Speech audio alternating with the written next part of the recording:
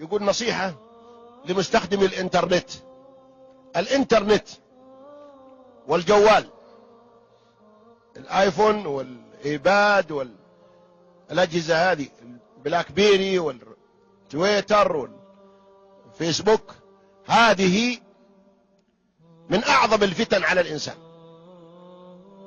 وقد أخبر النبي صلى الله عليه وسلم أن هناك فتنة اسمها الدهماء في آخر الزمان، والعلماء ما يدرون عنها. قال ثم تظهر فيهم الدهماء. قالوا وما الدهماء؟ قال فتنة لا تدع وجها إلا لطمته ولا بيتا إلا دخلته. كان العلماء يقولون عند الحديث هذا الله أعلم بمراد رسوله. الآن العلماء يقولون هذه فتنة الدهماء، دخلت كل بيت ولطمت كل وجه، وهي سلاح ذو حدين، ممكن تستخدم في الخير وممكن تستخدم في الشر. ولكن للأسف الشديد فإن جميع شعوب الأرض تستخدمها في الخير، ونحن نستخدم أكثرها في الشر.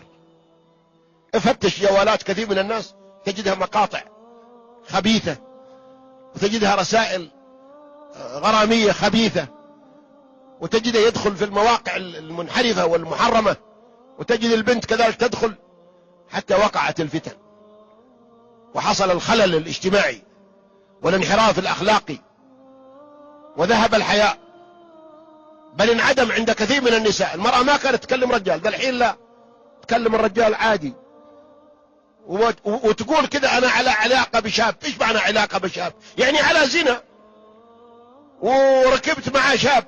إيش معنى تركبين مع شاب؟ إيش بيسوي بك الشاب؟ يوديك تاخذين عمره؟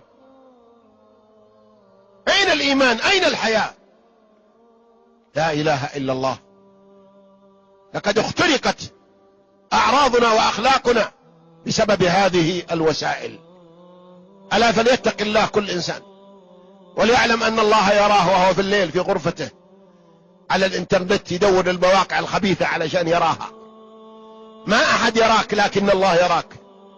وإذا خلوت بريبة في ظلمة والنفس داعية إلى الطغيان فاستحي من نظر الإله وقل لها إن الذي خلق الظلام يراني.